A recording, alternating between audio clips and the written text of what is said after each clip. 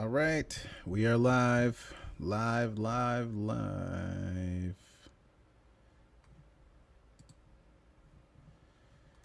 Just gonna get it set up here.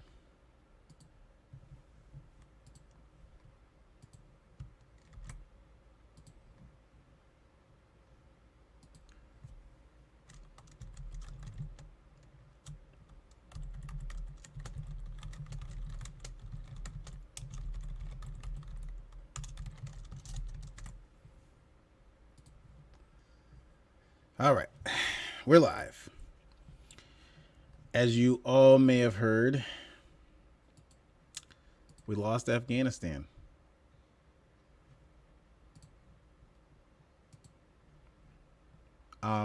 Terrible, bad. I mean, what other words can we use here?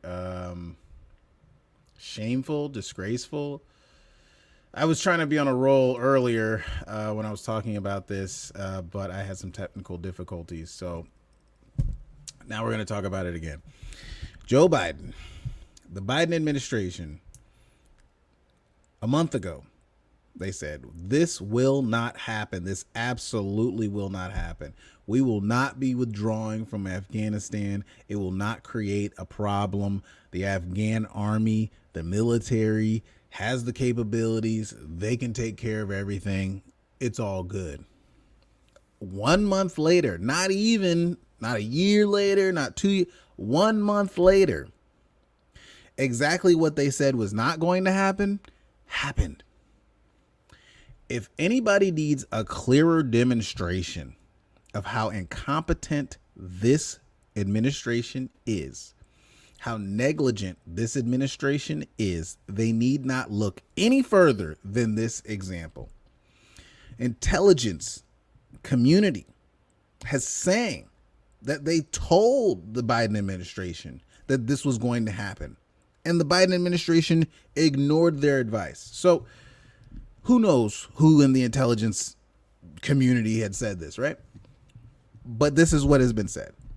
The Biden administration ignored this guidance, went ahead with the withdrawal anyway.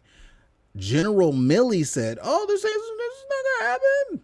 Don't worry about it. It's all good. Focus on CRT, guys. You're looking at the wrong thing. Wars? What do you think? I'm some kind of a general up here? Focus on CRT. This is what General Milley said. Nothing's going to happen. It's all good. 1 month later, we see people clinging to aircraft, trying to get out of this country, fleeing. You see people waiting in line at the airport in Kabul, trying to get away from this. You see this absolute panic about what's going to happen. We know that these people, these Taliban people, are some of the most hardcore extremists that still exist on this planet, because they, unlike the people CNN wants to paint as being backwards, the Taliban are the actual most backwards, incestuous, extremist, religious extremists that you've ever seen that live in caves. You know, CNN wants to talk to you because you live in Alabama or you live in Louisiana and call you backwards and whatever, even though you drive a car and, you have a job and, they want to call you a redneck and all these other names, but they want to back these people and say when they chant death to America, it's friendly. They're chanting death to America, but it's friendly. You got to understand, it's friendly. This is loving. Just like Cuomo said, it's New York loving. As long as it's loving, they can get away with whatever they want. They can continue to rape little kids. Little boys are going to go back into harems. Little girls are going to go back into harems. Little girls aren't going to be allowed to read anymore, but it's loving. It's their culture. If you don't understand that, then maybe you're just not as American as I thought. This is what CNN is saying. This is what the left is saying. They're trying to distract from their absolute incompetence by saying that we're not liberal enough. We just don't understand it. We just don't understand, military operations. Biden gets up there and says, everything's going according to plan. There's going to be some risk. There's going to be some risk. You mean the risk of the people whose lives are at stake, who helped our service members, who helped our military take on the Taliban and Al Qaeda in Afghanistan? You mean the risk to those people's lives who you just left behind? As long as it's friendly, as long as it's good, you know, that's all that matters. Death to America, as long as it's friendly. As long as you're saying it with loving words. So here we are, witnessing the utter incompetence of this administration on full blast as they try to tell us to put masks on, as they try to tell us to take the jab in the arm, as they try to tell us to go back inside of our homes for another long winter. They can barely even tell the people in Afghanistan what to do. They can barely keep that functioning. They can barely keep the southern border functioning. They can't keep anything functioning. So here we are at a crossroads. The administration has two decisions to make: distract, deny, distort, move on, try to change the narrative and change the subject. Unfortunately, I don't think this is going to happen. This is pretty big news.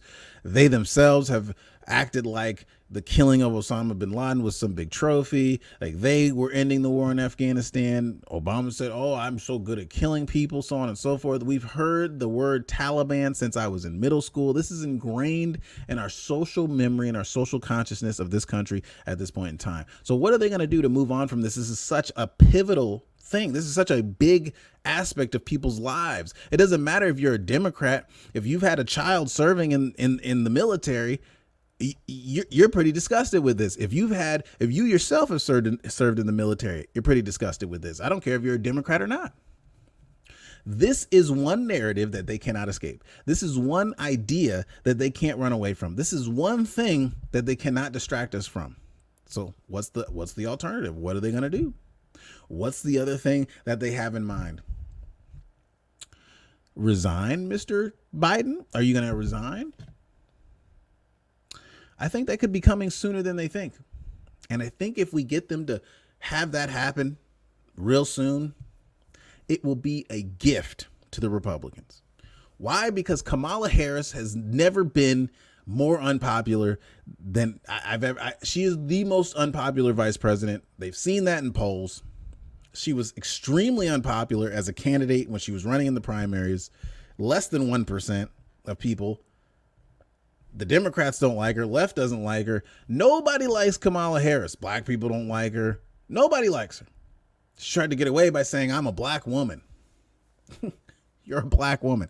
Okay, you're about as black as Obama was, even less so.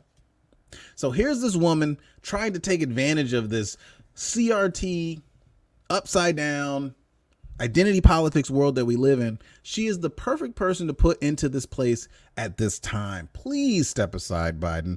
Please bring in Kamala. Yes, will it be bad for certain things? Will she make a lot of things worse? Sure.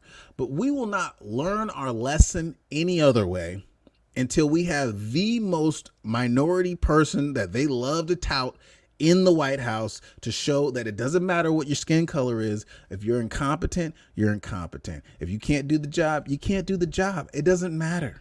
So no more talking about, "I can't wait till there's a woman. I can't wait till there's a black woman." Well, here you go. Is that what you wanted? Is that what you want? Because here you go. That's what you want.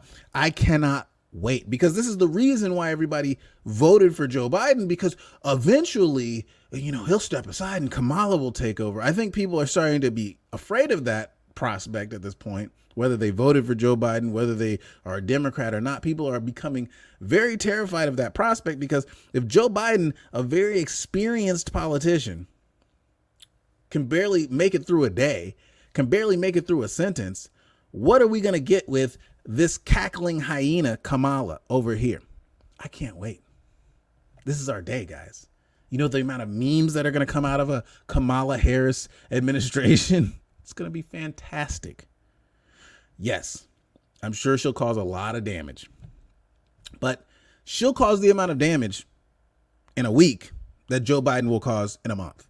will just accelerate the learning process for the left. Will accelerate the learning process for America so that they can come to understand, finally realize it's not about rhetoric. It's not about skin color. It's not about whether you got a vagina or a penis.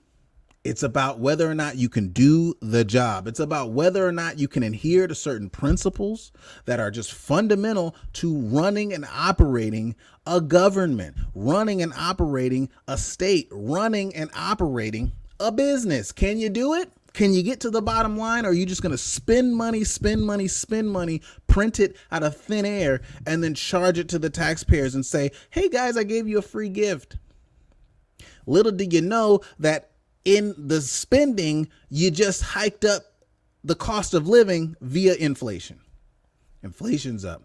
Gas prices are up. Shutting down pipelines. Crisis at the border. Afghanistan tumbles. Another Vietnam on his resume. Here we go. This is the fall of the Biden administration. If you don't know that, you better tune in and wake up now. This is the pivotal moment. This is the moment in history where people will look back on and say, this is the moment that the Biden administration completely lost all credibility. The media completely lost all credibility, because if they continue to cover up for him, they're going to have as much egg on their face as Biden does. We are at a crossroads right now. And I guess if you look closely, you're probably going to see in the next few weeks, next few months, them starting to slowly try to phase Biden out. They need a new patsy for their bull crap. They need a new patsy for their lies and their horse manure, because Biden ain't doing the job no more. Biden ain't getting nobody to put their mask back on and go back in their house. They need a new guy. They need a new front man. And it'll be great when Kamala takes over, because she can't barely talk either. I can't wait. So that being said, in other news, I will be running for Congress in 2022. I will be seeking everybody's help, their assistance, their support, their love, because we have to start getting good people, conservative people, not rhinos, real Republicans, people who believe in the republic, into office, so that we can start to do good things on local levels, so we can start to make moves blocking these mandates, these unconstitutional mandates, and start to move forward toward gaining our republic back. We can do it. This is the fight. This is the revolution right here. If you cannot see the revolution happening in front of your eyes, I suggest you clean out the sleep and start to wake up, because the revolution is happening. Hello, Edmond. How you doing? Hello from Edmond, Oklahoma. Hey, Jimmy. Everybody needs to wake up and understand that this is our time. This is the second American Revolution happening right now. It's not going to happen with muskets and guns and it's not going to happen like that. That's not what we would hope, that it doesn't happen like that, because some of us have kids. Some of us don't want to live in bomb shelters. We don't need to. And if it gets to that point, it's a bad place. The revolution is happening right now. When you see the protests, when you see the massive protests in Paris or in Germany against mandates, when you see people stepping up and standing up in New York City, when you see these things happening around the corner, when you see them happening, when you see these mass protests put on by nurses and people who work in hospitals, when you see people coming out and saying, no, no, no, no, this is our second American Revolution. It's happening right now. And the promotion and the voting in of certain representatives to certain positions is the way that we take back this country, by getting involved. We've let these scumbags take over our country and run it into the ground. It's our time to take over now. We can do a better job than you can, because we see the mistakes that you're making. If you looked at the withdrawal from Afghanistan and said this is a mistake, then you can run the country better than the current president.